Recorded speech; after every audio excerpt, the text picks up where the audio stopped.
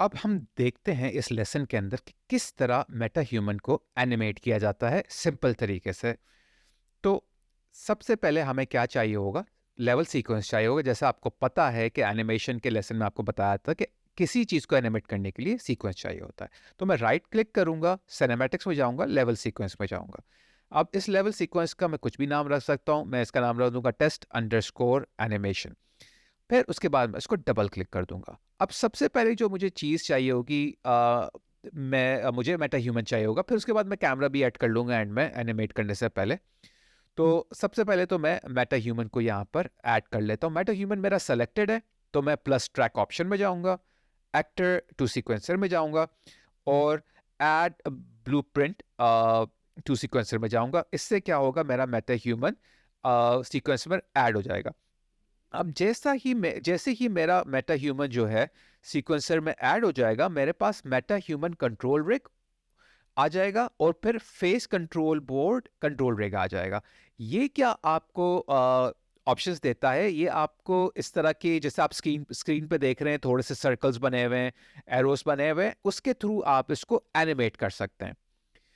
तो आप इसको अनकोलैप्स भी कर सकते हैं और अनकोलैप्स करेंगे तो जितने भी ये सर्कल्स हैं वो यहाँ पर आपको नज़र आ जाएंगे। जो भी आपको ये नज़र आ रहे हैं ना इस तरह के सर्कल्स, ये यहाँ पर हाईलाइट हो जाएंगे। आप उनको फ्रीली एनिमेट कर सकते हैं अपनी मर्जी से, यानी डिटेल में जाके उसकी, अगर आपको सब चीज़ों को एक साथ एनिमेट नहीं करना। मैं फ़िलहाल ऑटो की ऑन कर देता हूँ ताकि मुझे एनिमेट करने में मुश्किल ना हो, जो मैंने आपको एनिमेशन के लेसन में बताया था। अब मुझे इन सबको अलग-अलग एनिमेट नहीं करना है, एक साथ करना है, तो मैं इसको कोलैप्स करूँगा इन सारी डिटेल्स को और सबसे पहले की फ्रेम बना दूँगा शुरू में ही, ताकि बार-बार मुझे किसी और जो है रिग के लिए, किसी कंट्रोल पॉइंट के लिए बार-बार की फ्रेम ना बनाना पड़े। थोड़ा-सा मैं अपना उसको आगे की तरफ लेकर जाऊँगा। मैं इसकी क्लेविकल जो शोल्डर होता है उसको सेलेक्ट करूँगा, सर्कल को, ठीक है, कंट्रोल पॉइंट को, और इसको मैं थोड़ा रोटेट करके नीचे लेकर आऊँगा। वैसे आप स्नैपिंग ऑफ कर सकते हैं रोटेशन की और मूवमेंट की।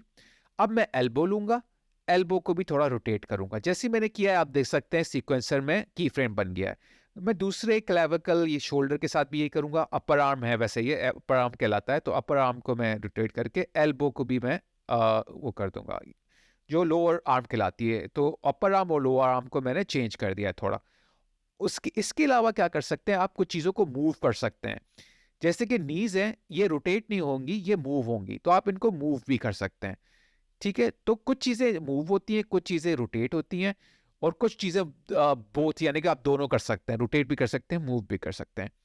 अब मैं इसकी जो है ये इसका डायरेक्शन है, मैं इसको मूव भी कर सकता हूँ, आगे पीछे भी कर सकता हूँ, तो ये आपके ऊपर डिपेंड करता है, आप उसको किस तरह मूव करना है, क्या करना है। तो अब क्या है कि मैं इसके एंकल पॉइंट को यहाँ से लेता हूँ, जो फुट है मेरा, और फुट को भी मैं मूव कर सकता हूँ। मैं स्नैपिंग ऑफ कर दूंगा मूवमेंट की और उसकी लोकेशन की, ताकि आराम से मूव कर सकूँ। तो और इसको मैं ऊपर की तरफ भी मूव कर सकता हूँ। ठीक है, नीज़ को भी मैं थोड़ा दाएँ-बाएँ भी कर सकता हूँ, नीज़ की जो है डायरेक्शन भी चेंज कर सकता हूँ, ये आपके ऊपर डिपेंड करता है जहाँ आपने रखनी है। तो मैंने एक बेसिक सी एक एनिमेशन बना दी है, कोई इसका कोई मकसद नहीं है, ऐसे सिर्फ़ आपको दिखाने के लिए कि किस तरह एनिमेट होता है, एक पोज़ बना दिया है। अब मैं फर्स्ट फ्रेम में जब जाऊँगा और प्ले करूँगा तो आप देख सकते हैं ये उस फ्रेम के अंदर आ रहा है। तो आपको समझ में आ जाएगा किस तरह की एनिमेशन होती है। अगर आपको डिटेल में एनिमेशन सीखनी है तो मेरा माया का कैरेक्टर एनिमेशन का पूरा कोर्स है, आप वो भी चेक कर सकते हैं। चले, अब ये तो होगी बॉडी एनिमेशन, अब देख सकते हैं फेस एनिमेशन। तो फेस एनिमेशन के अंदर आके मैं face control board control rig पे एक की फ्रेम लगाता हूँ और थोड़ा जूम करूंगा। अगर कंट्रोल बोर्ड के ऊपर आपको काफी डिटेल में ये पॉइंट्स नजर आ रहे होंगे, जो थोड़ा सा मुश्किल होता है जिनको देखना, तो आपको जूम करना पड़ता है। तो मैं थोड़ा सा आगे जाऊंगा और इस कंट्रोल बोर्ड पे जितनी भी ये पॉइंट्स लगे हुए हैं, इसको अगर मैं ऊपर नीचे करता हूँ मूवमेंट के और लोकेशन के उससे पिवट पॉइंट से, गिज्मो से, तो ये आप देख सकते हैं कि वो लिप्स कंट्रोल हो रहे हैं, क्योंकि मैं लिप्स के उसको कंट्रोल कर रहा हूँ। ये जॉ है, जॉ को मैं ऊपर नीचे कर रहा हूँ। उसके अलावा बहुत चीज़ें यहाँ पर, बहुत ही डिटेल में, बहुत बारीक डिटेल्स में चीज़ें हैं। फिर उसके साइड में आपके पास ट्विकर्स है, ये ट्विकिंग के लिए होता है ज़्यादातर। फर्ज करें कि मैंने इसके जो है लिप्स को आगे पीछे करना है, तो उसके लिए भी ये यूज़ होता है। काफ़ी चीज़ें हैं यहाँ पर, बहुत ज़्यादा डिटेल में होती है। तो थोड़ा-सा ये जो है एक टीडियस होता है, थोड़ा-सा ये आप कह सकते हैं आपको मुश्किल लगेगा शुरू-शुरू में, एक्सपर्ट हो जाएँगे तो सही है। तो मैं लिप्स के टूल्स को कंट्रोल कर सकता हूँ, माउस स्टिकी को मैं यूज़ कर सकता हूँ, बहुत चीज़ें हैं, भरा पड़ा है ये उससे। और यहाँ से आप उनको उसको कंट्रोल कर सकते हैं और ये वहाँ पर मूव हो सकता है। जैसे मैं आप देख रहे हैं मैं आँखों को जो है थोड़ी स्क्विंट कर रहा हूँ, थोड़ा-सा आँखों को बंद कर रहा हूँ इसकी लोअर आईलिड्स को। तो आप देख सकते हैं आँखें थोड़ी इसकी स्क्विंट हो गई हैं।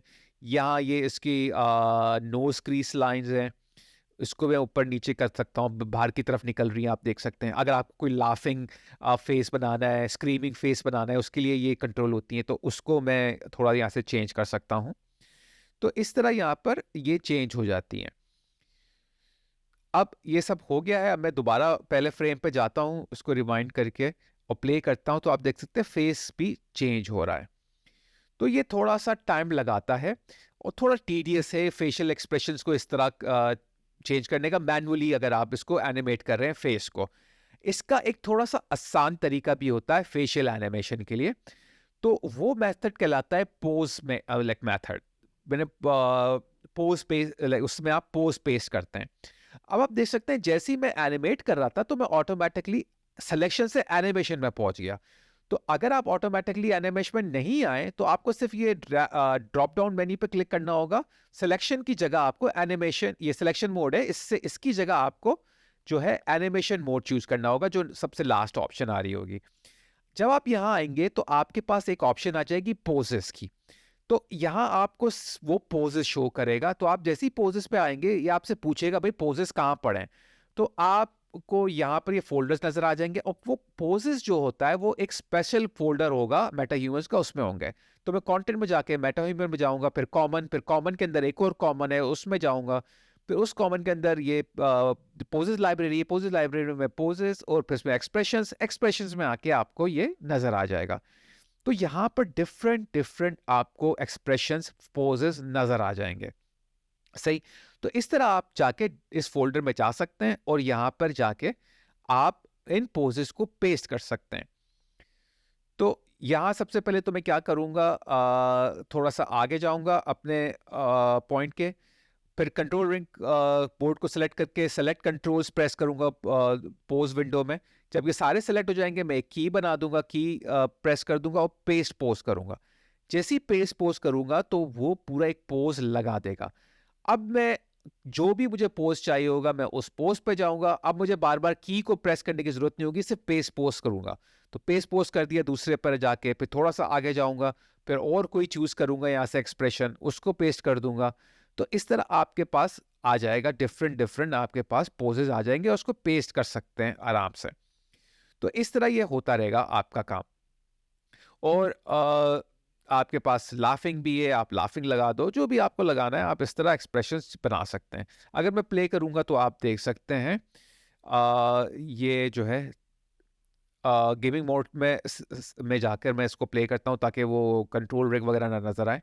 तो आप देख सकते हैं किस तरह इसकी एनिमेशन, फेशियल एनिमेशन हो रही है। तो ये इस तरह आप आराम से फेशियल एनिमेशन कर सकते हैं।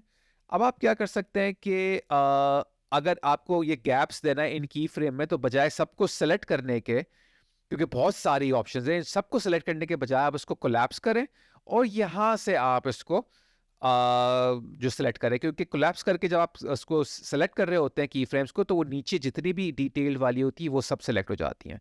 अब देख सकते हैं कि आप किस तरह इसको चेंज कर रहे हैं।